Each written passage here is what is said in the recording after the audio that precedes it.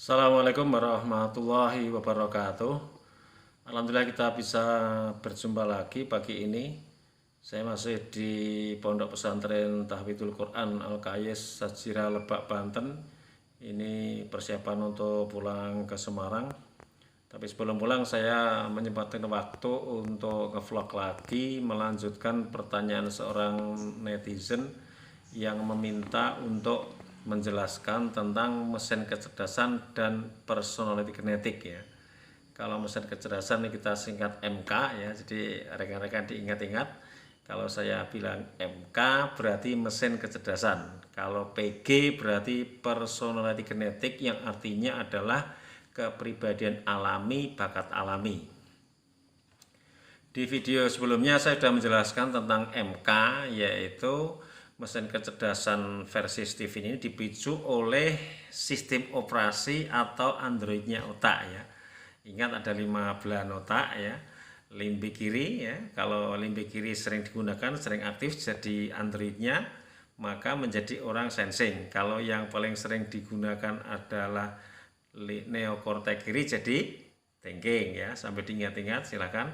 Kemudian yang sering otomatis digunakan adalah neokortek kanan, dia akan menjadi orang intuiting. Kalau yang sering dipakai adalah limbic kanan menjadi feeling, dan terakhir batang otak akan memicu seseorang menjadi insting. Itu adalah konsep ilmu tentang mesin kecerdasan ya, bukan sekedar konsep atau ilmu, tetapi kita praktekkan di lapangan. Memang begitulah adanya manusia ya, manusia di dunia ini versi Steven dibagi menjadi 5 mesin kecerdasan, atau kalau bahasa bebasnya ya 5 tipe lah ya. Kemudian pembahasan selanjutnya, bagaimana bisa muncul personality genetik ya, PG atau kepribadian alami, bakat alami. Jadi begini rekan-rekan, di tiap belahan otak itu kecuali batang otak itu ada lapisan otaknya ya. Lapisan otaknya kalau nanti dominan berwarna putih, maka orang itu drive otaknya, drive atau kemudi dari mesin kecerdasan itu menjadi dari dalam keluar. Cara dia mengeluarkan potensinya dari dalam keluar. Kalau yang dominan di belahan otak yang menjadi sistem operasi itu lapisannya abu-abu atau kelabu, maka orang itu menjadi ada tambahnya ekstrovert ya. Kemudi otak atau cara kerja otak orang tersebut menjadi ekstrovert, yaitu dalam melakukan atau menuangkan, mengeluarkan potensinya dari luar ke dalam ya. Itu teorinya. Sekarang prakteknya. Saya akan menjelaskan dari intuiting dulu sebagai ilustrasi mudah untuk kita memahami PG yang ada introvert ekstrovertnya. Sekarang kita bicara tentang intuiting ekstrovert ya. Intuiting tapi yang ekstrovert. Intuiting itu kreatif. Maaf, introvert dulu ya. Intuiting, introvert. Intuiting itu kreatif, introvert itu kreatifnya dari dalam keluar. Berarti apa? Dia kreatif dari dalam, berarti kalau menciptakan karya seni dari dirinya sendiri, tidak pernah nyontek. Ya, berarti kalau dia mendesain rumah misalnya, maka dia akan mendesain rumah yang unik, yang beda dengan yang lain, nggak ada yang nyamain itu ya. Maka orang intuiting introvert yang saya konseling rata-rata ketika saya tanya, ketika sekolah pernah nyontek mas? Rata-rata tidak pernah nyontek. Dia inginnya bahwa semua itu ya karya dia sendiri, meskipun jelek, meskipun salah gitu ya. Maka ketika tadi saya katakan dia mendesain apapun ya, itu dia mendesain pakaian, desain rumah, kalau pabrik mobil desain mobil, dia akan menghasilkan sesuatu yang sangat unik, beda dengan yang lain. Maka orang-orang intuiting introvert yang jadi sutradara film biasanya jadi box office ya, menjadi tren dunia, menjadi trendsetter ya. Film-film SpongeBob, Mickey Mouse ya, Shaun the Sheep, itu mudah-mudahan insya Allah dugaan saya ciptaan orang-orang intuiting introvert. Nah, gimana kalau intuiting ekstrovert ya? Dia kreatif dari luar ke dalam. Ya. Dia misalnya desainer rumah, dari luar dia nyontek dulu di internet beberapa desain rumah, dimasukkan ke otak dia ya. Diolah, ditambah nilai seni, keluar dari desain rumah lebih baik daripada yang disontek gitu ya. ATM ya, amati, tiru, modifikasi itu intuiting extrovert. Kira-kira begitu penjelasan tentang intuiting introvert dan extrovert, dan itu mudah-mudahan bisa mulai memahamkan rekan-rekan perbedaan introvert dan extrovert. Introvert bukan menyendiri ya, maksudnya ya, bukan menyendiri. Kalau di ilmu psikologi pada umumnya kalau dibilang oh dia sifatnya introvert, dia penyendiri, murung, nggak pernah ngomong gitu, jarang ngomong, jarang ketemu orang, bukan itu. Ini adalah kemudi otak, cara kerja otak dari dalam keluar. Itu sebagai pembuka, maka kita mulai dari sensing dulu ya. Ada sensing introvert, sensing extrovert. Kalau otak yang dominan adalah limbik kiri ya, jadi sensing, kemudian lapisan otaknya putih, berarti dia sensing introvert. Sensing itu otaknya mengendalikan otot, suka menggerakkan, tapi dia dari dalam keluar ya. Maka dia ya suka berkelana, suka ngajak temennya olahraga ya, dia aktif ya, lebih aktif untuk mengajak temennya. Termasuk dia juga jadi artis ya, suka tampil, pandai meniru, suka berkelana ya. Itu sensing introvert. Kalau sensing extrovert, dia menggerakkan badan, tetapi dari luar ke dalam, melihat lingkungan, masuk otak, baru action. Berarti kalau dia ingin kegiatan fisik, harus nunggu diajak temennya. Ayo kita futsal, baru berangkat. Tapi kalau sensing introvert, yang ngajak futsal, sensing extrovert yang diajak. Maka sensing introvert dan sensing extrovert, orangnya lebih aktif bergerak sensing introvert. Kalau dalam Stephen, kecerdasan sensing introvert ini lebih dominan pada yang namanya memory quotient, kecerdasan memori, kekuatannya di hafalan. Kalau sensing extrovert itu kekuatannya di fisik, physical quotient, kecerdasan fisik. Jadi dari nanti ada 9 PG berarti ya.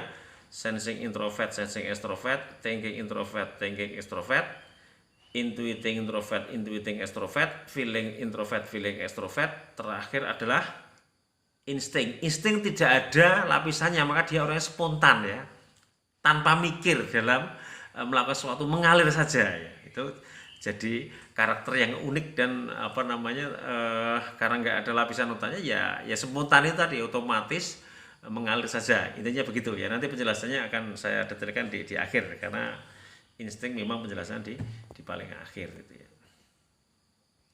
Kemudian perbedaan lagi yang sensing introvert dan sensing extrovert ini, kesamaannya adalah ya mereka rata-rata pandai mengingat, menghafal, otot sebagai penggerak utama, 2. Ini kata kuncinya ya, kata kunci untuk sensing ini ya. Yang ketiga rajin ya. Kalau anak sensing kok tidak rajin, insya Allah gagal. Karena memang dia otaknya itu menghafal dan mengulang-ulang pekerjaan dengan menggunakan otot. Otot kurang digerakkan, nanti dia juga sakit. Kemarin sudah saya jelaskan sakitnya apa? Diabetes, karena makan banyak yang mengandung karbo, harusnya menggerakkan badan untuk menyegarkan otak, malah dia rebahan mulu ya.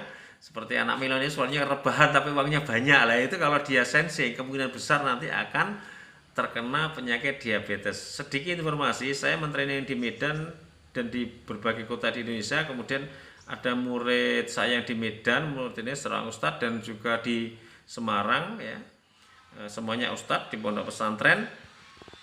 Mereka meninggal selisih 1 tahun, dua-duanya meninggal karena diabetes. Begitu laptop saya buka untuk mencari file tipe apa, MK-nya apa, ustadz ini ternyata dua-duanya sensing ya.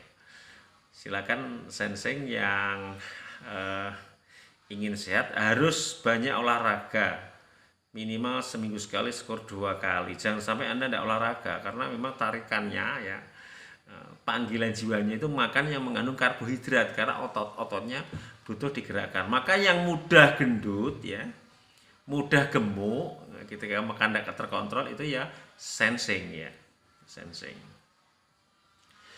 Kemudian kalau dia bekerja juga nggak mau mengingat, belajar males menghafal, ya dia nggak akan bisa maju ya. Kemudian yang berbeda antara sensing introvert dan extrovert adalah dia sensing introvert itu tergerak, dia ada panggilan untuk menggerakkan badan. Kalau sensing extrovert tercetak. Tercetak itu berarti dia paling pandai, paling hebat copy paste segala sesuatu, pinter nyontek. Sama-sama hafalannya bagus, sama-sama fiksinya kurang lebih bagus, tapi dari fisik lebih kuat sensing extrovert. Kemudian sama-sama suka gerakan badan, tetapi yang lebih sering menggerakkan badan adalah sensing introvert dibanding sensing extrovert. Kemudian sama-sama suka copy paste, tapi yang pinter mengcopy sesuatu itu adalah sensing extrovert. Mungkin rekan-rekan bertanya ya, Pak Sofyan kalau menjelaskan di sebelumnya kan nggak pakai introvert extrovert, pola asuh misalnya sensing, thinking, intuiting, feeling, instinct. Kenapa nggak pakai introvert extrovert? Terlalu ribet nanti. Dalam arti kalau rekan-rekan mengharapkan pola asuh sensing introvert, sensing extrovert itu terlalu prakteknya nanti terlalu ribet. Anda nanti terlalu bingung untuk bisa mempraktekkan. Maka saya buat simpel saja. Untuk pola asuh, gaya belajar, penjurusan kuliah itu pakainya MK saja, nggak usah pakai introvert extrovert, sensing saja, thinking saja gitu. Terus fungsinya yang ada introvert extrovertnya apa? Kalau pengalaman saya, ketika saya sudah terjun di ranah praktek, Anda itu membutuhkan sensing introvert atau extrovert ya, membutuhkan PG maksud saya yang ada introvert extrovertnya. Itu ketika Anda rekan-rekan semua ingin berkiprah sampai level nasional ya, minimal regional, ingin bersaing dalam hal profesi dengan orang lain, maka silahkan Anda berprofesi sesuai dengan PG Anda ya, PG Anda. Contoh ini, saya contohkan di dunia profesional dan bisnis. Dunia bisnis terutama ya, yang lebih mudah nanti ya, lebih signifikan perbedaannya. Kalau sensing introvert itu dia suka menggerakkan badan, sensorik matanya dan yang lainnya berfungsi dengan baik. Kalau kaitannya dengan mencari uang itu sensor mata ya, saraf mata yang harus digunakan dengan baik. Suka menggerakkan badan, suka melihat uang ya. Maka kalau bahasa guyonan kita sensing itu mata duitan. Kalau punya anak sensing kok dikit-dikit uang, nyari uang dan seterusnya, ya jangan dilarang karena memang dia tarikannya pada uang. Sensing introvert suka menggerakkan badan, suka mencari uang, maka dia akan rajin mencari rupiah-rupiah. Nah, pekerjaan bisnis yang sesuai dengan sensing introvert ini yang harus berkeringat, harus aktif mencari, ofensif dia. Pekerjaan yang mencari uang yang harus berkeringat itu apa? Yang nuansanya untungnya kecil, omsetnya besar. Untung per biji barangnya itu kecil, tetapi dia harus jumlahnya itu besar. Kira-kira jualan apa itu? Ya semacam sembako misalnya. Jualan sembako, mungkin juga buka warung ya, warung bakso, mie ayam, restoran. Yang di situ meskipun dia owner tetap harus ikut kerja fisik meskipun tidak harus banyak. Ya. Kalau sudah full sebagai komisaris misalnya ya kerja fisiknya olahraga, tapi ketika pekerjaan cuma duduk-duduk aja karena dia komisaris, di luar tidak mau kegiatan yang berkeringat, tidak olahraga, ya nanti kena insya Allah diabetes. Gitu rekan-rekan ya. Sekarang gaya bisnis yang sensing extrovert gimana? Dia menggerakkan badan itu menunggu tadi kan. Kalau futsal nunggu diajak temennya. Bisnis juga begitu dia menunggu, duduk di rumah. Yang sifatnya menunggu itu apa? Ya project. Ketika ada temennya ngajak kumpul-kumpul di restoran misalnya, dia datang. Sensing introvert itu cenderung boros, sensing extrovert itu sensing introvert itu irit orangnya, sensing extrovert boros. Penjelasannya lain waktu karena terlalu panjang nanti saya jelaskan ya. Lain waktu akan saya jelaskan sampai mendalam detail tiap PG, berarti ada 9 PG. Mungkin saya menjelaskan kalau rekan-rekan pengen detail ya, mudah-mudahan tidak bosan dengan saya ya. Kalau Anda ingin ilmu pengembangan diri yang efektif efisien, silakan, saya doakan tidak bosan melihat video saya. Penjelasan PG detail itu kira-kira 1 PG ya setengah jam. Kalau 9 video ya 9 video, tiap videonya setengah jam. Jadi kalau Anda memutar semuanya 4,5 jam itu. Itu standar saya ngisi training begitu ya. Lanjut, sensing extrovert itu dia menunggu diajak kumpul-kumpul makan-makan, kan dia memang orangnya boros, suka menghambur-hambur uang. Asli ya ini ya. Nanti kalau dia jadi irit berarti memang itu ada terapi yang tepat dari kedua orang tuanya terutama. Nah, orang yang boros suka makan-makan ya di restoran, ketemuan dengan teman-teman koleganya ketika golf ya. Kemudian tempat-tempat lain yang itu menghabiskan uang. Cara bisnisnya gimana? Ya. Kalau dia cara bisnis sukses yang introvert, nggak bisa. Introvert itu per bijinya kecil dan harus dia sering keluar rumah. Ini keluar rumah kan agak jarang kecuali dia diajak. Maka ketika dia diajak makan-makan, ketemu dengan orang-orang kaya, ya berarti sistemnya project. Ketika ngobrol-ngobrol dengan teman-temannya, kolega-kolega yang kaya itu, dia nawarin project pengadaan perumahan, project pengadaan intan permata, kemudian seragam sekolah kalau dia itu bergerak di bidang pendidikan, pengadaan kambing kurban dan seterusnya. Sekali deal mungkin bisa untuk hidup 1 tahun itu. Ya, gitu ya. Silakan dipraktekkan. Penjelasan detailnya, contoh-contoh siapa yang sensing extrovert dan seterusnya nanti lain waktu ya, itu terlalu panjang nanti karena ini saya akan jelaskan penjelasan ringkas dulu tentang PG. Yang penting teman-teman paham dulu perbedaan MK dan PG. Thinking introvert itu kecerdasannya adalah technical quotient, ahli teknik.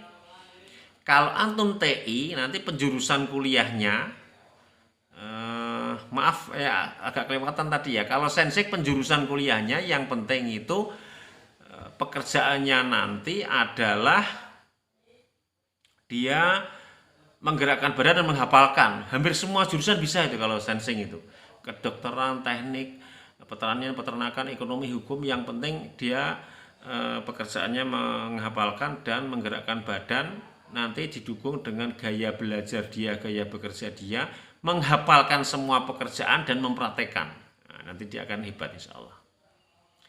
Lanjut, thinking introvert itu technical quotient ya. Kalau penjurusannya berarti nanti dia jurusan teknik ya, eksak pokoknya ya, termasuk kedokteran, teknik, pertanian, peternakan dan seterusnya ya. Thinking technical quotient dia itu logis, otaknya nyambung dengan semua otak. Tapi introvert, lapisannya putih jadi introvert, logis dari dalam keluar, maka dia jadi ahli di bidang eksak, dokter yang handal, ahli teknik yang berkualitas ya, ahli pertanian yang sangat bagus dan seterusnya. Thinking introvert itu kira-kira gambarannya seperti seorang profesor sendirian di laboratorium, peralatannya komplit, dia meneliti di situ sendiri ya, seperti itu gaya bekerjanya. Maka nanti salah satu profesi yang cocok ya dosen ya, meneliti, mencari referensi dan seterusnya. Kalau thinking extrovert itu adalah logis tapi otaknya bekerja dari luar ke dalam. Maka logis dari luar ke dalam, maka dia menjadi orang yang pandai manajemen, manajer handal, komandan lapangan yang luar biasa gitu ya. Maka kalau sekarang ke bisnis dulu aja ya, ke bisnis aja ya sahabat, ke bisnis profesinya thinking introvert. Kalau bisnis berarti apa? Dia harus mendalami ilmu itu secara mendalam. Contoh ada temen yang thinking introvert membuka percetakan ya, dia utak-atik bagaimana buat cetak yang bagus. Wah, akhirnya sukses dia nggak perlu promo kemana-mana karena memang kualitas dari cetakannya dia bagus ya. Thinking extrovert berarti kalau bisnis cenderungnya dia menjadi komandan lapangan yang hebat, kontrol ketat ya, kemudian keuangan ketat dan seterusnya.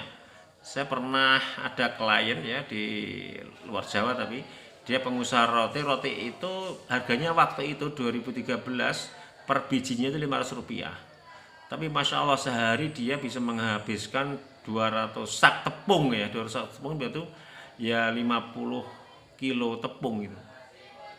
Penghasilannya waktu itu Masya Allah ya, itu sudah pabrik ya, 1 miliar bersih per bulan ya 2013 ya. Setelah saya lihat ceknya, Masya Allah bersih, SOP dia sangat ketat ya. Komandan lapangannya handal, padahal dia owner waktu itu ya, sudah owner, bukan CEO nya, dia ownernya, tapi tetap kontrol ketat. Itulah gaya seorang thinking extrovert ketika mempunyai perusahaan, harus kontrol ketat. Saya tidur di rumah beliau ya, saya bingung sendiri, jam 2 pagi dia sudah ngepel rumah dia itu loh. Berarti bangunnya kan jam 1 ya, jam 1 sholat 1 jam mungkin ya, tahajud.